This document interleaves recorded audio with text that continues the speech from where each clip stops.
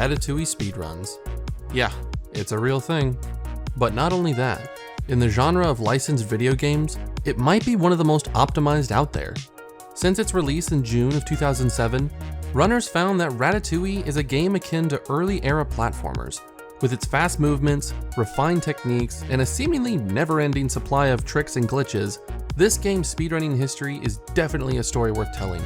And while Ratatouille speedruns would never truly get the popularity they deserved, gamers still speedran their hearts out, dedicating years to lowering the world record. I want to welcome you to the world record history of Ratatouille.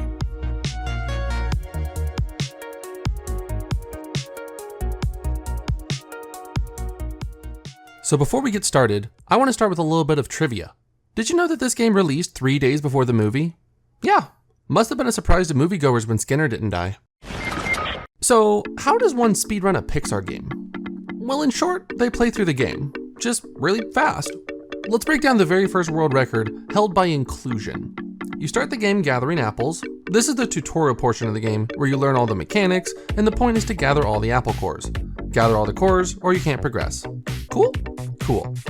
A few sections of early 2000s platforming later, a very obvious Metal Gear ripoff, and a quick biology lesson showing that smacking a chicken will turn it into a fruit, and we're done.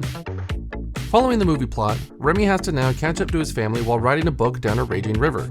Spoiler alert, he don't. Next, we make it through the underbelly of Paris, trying very hard not to bonk on the game geometry that definitely exists. More on this later. Then we get to the kitchen and we come across the first of many QuickTime events.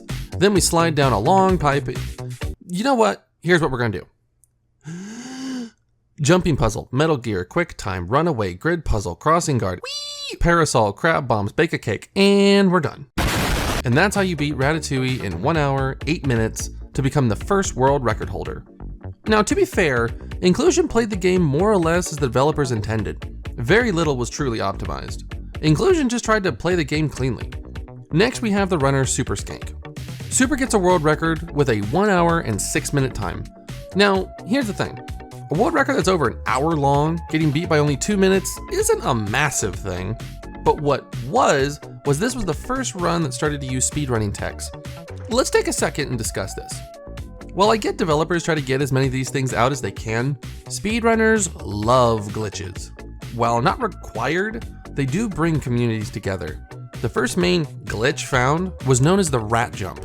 See, Ratatouille's physics are a touch weird. What was found was when Remy is in this falling but not falling animation, his jump resets and is able to jump, then double jump.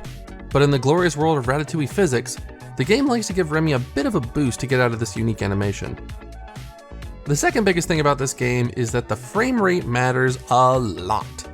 Console versions play at a pretty stable 60 frames per second, except for GameCube for some reason, which plays somewhere between 28 and 30. But PC players can play at nearly any frame rate. Now you may ask, what is the benefit of a higher versus lower frame rate?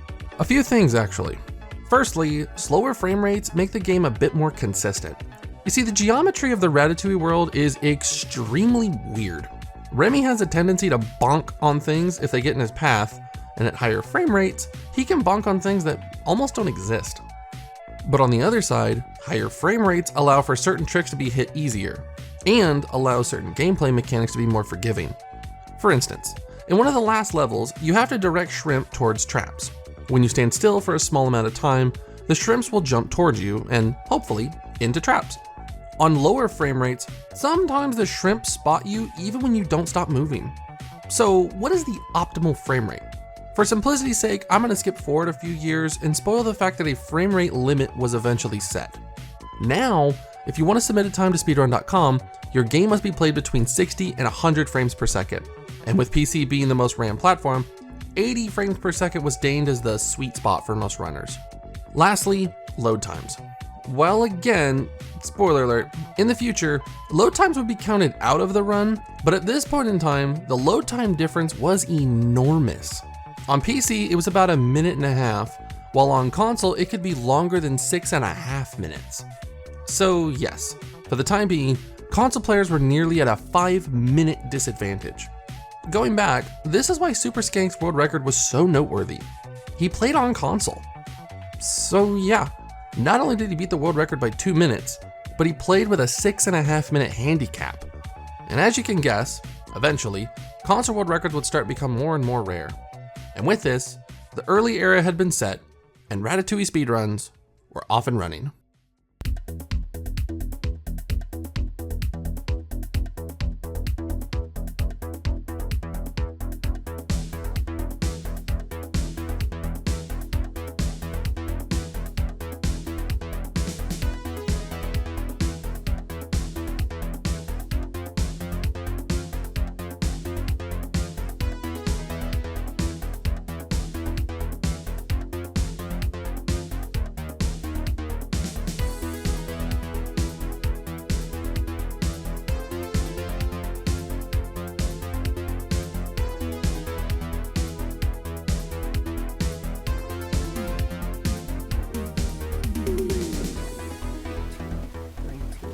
$20.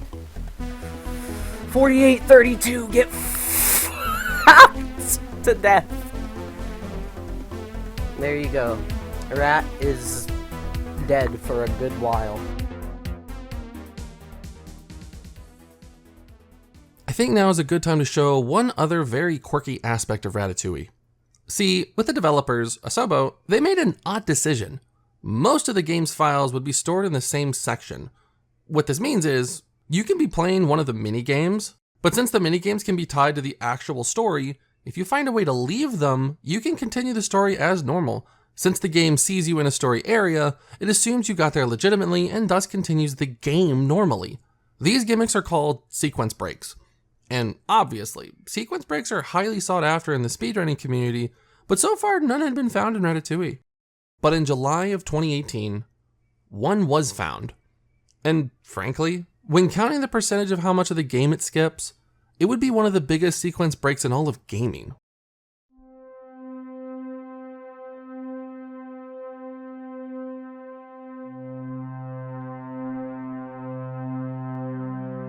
This is Deserted Kitchen Early, or DKE for short.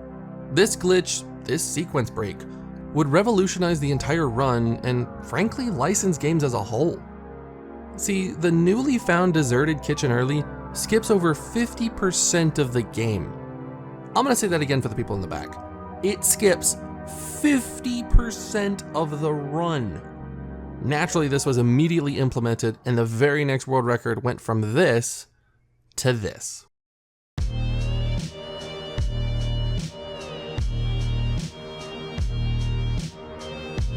Needless to say, this was a huge time for Ratatouille speedrunning.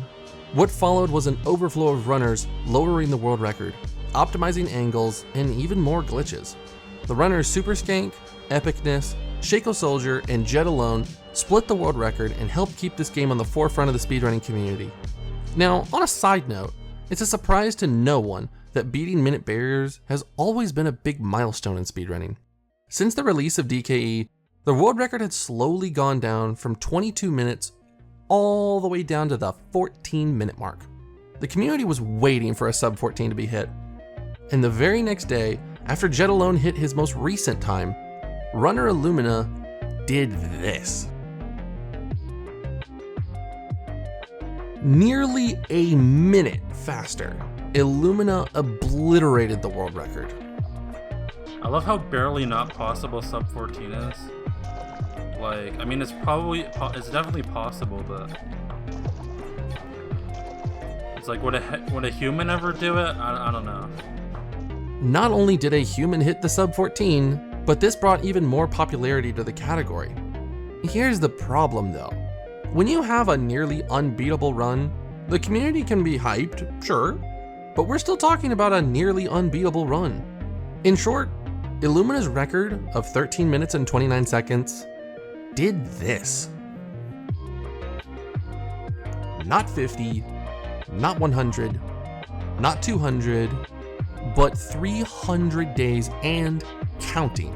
Illumina's record was, frankly, untouchable. Now, in the beginning of 2020, the worldwide pandemic named after a beer hit the world and forced us all inside for the longest 2 weeks of our lives. Now, what do you get when you combine a dedicated community and a world record that's been standing for over a year? You get the last thing you want nerds to do. They started to get creative.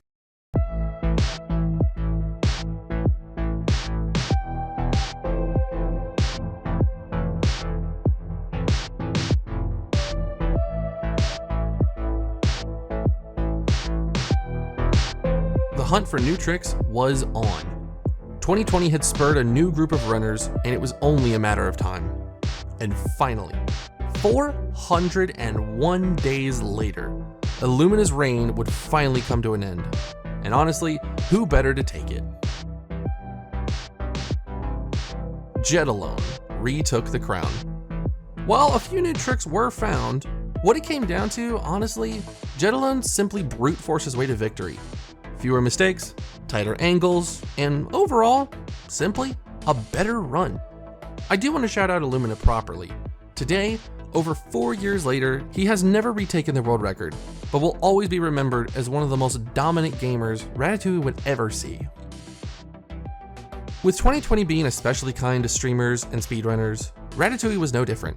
The community was more popular than ever, Speedrun.com kept getting more and more submissions, and Jet Alone was dominating, and he did not slow down. With non-stop attempts, Jet Alone hit a 13:02. Sub 13 was inches away. One less fail, a little bit better jumping, or a little bit of a tighter angle was all that separated the top runners and the newest minute barrier. 2020 continued, and the community waited with bated breath. 19 months later, the newest minute barrier had been broken. Runner TPM had grinded his heart out. Tighter corners, faster menuing, and a never-ending grind to finally take the record below the 13-minute mark. This is gonna take a second to figure out. Oh wait, for this one, we want to do this. This is Easyscape. If you somehow found my channel, I'm positive you know who he is. Easyscape has been a variety speedrunner for years, going from not knowing about a certain game to putting up respectable times. And in November of 2020, a month after TPM sub 13, Easyscape put out his submission, and his video boosted the game's popularity like never before. So much so that the Ratatouille community made a decision to take advantage of the newfound popularity. They would hold a speedrun race. They're almost synchronized, and the patterns are almost so synchronized. Wow, this is beautiful. This is beautiful. To the ASJ. ASJ. Oh, he wanted to missing YOLO it. it. He wanted to YOLO it, going without a setup. And Does it this again. is the second time. But This speedrun race was gonna be fun. All the top runners were gonna be there. Now, to be fair, I've only talked about runners who have held the world record so far, but this community was diverse and extremely talented. Powerhouses like Sabe were looking on to destroy this race. Xander, who was a menace in the no levels early category, was an easy favorite. Splash Boy, The Mar, Nutella, runners who drove this community forward. In the world of Ratatouille speedruns, this was a meetup of some of the best runners this game had to offer. But this race had a problem. Due to the timing of everything, not every runner had the chance to play, and they didn't want to hold a race with only 5 runners. Fortunately though, 2 new runners, Wanu and That Dude Bacon, signed up, and the race was on.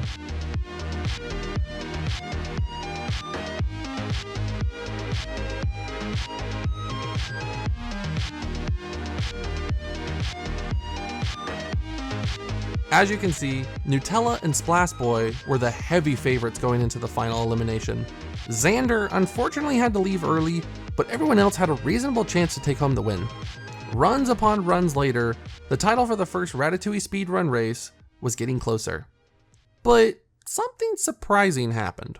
no, and Wanu now onto the last section of the run, and he finishes with it. Ladies and gentlemen, we have a result of third match. When you have a speedrun race, naturally you assume the top runners will have the best shots at winning.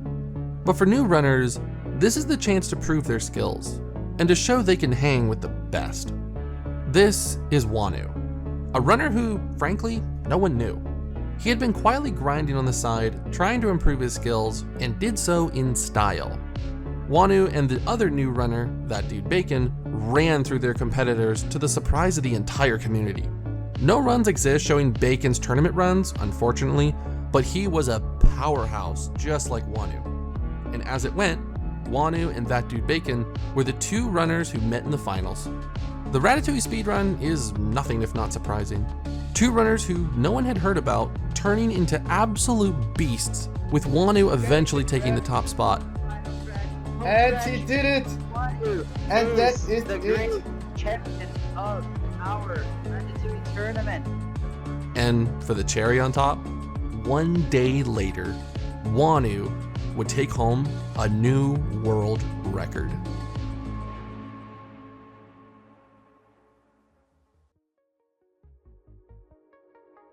Post Speedrun Race, the Ratatouille community has seen a notable uptick in determination. That dude Bacon would go on to get the world record 2 times, and Sabe would finally take the spot as champion.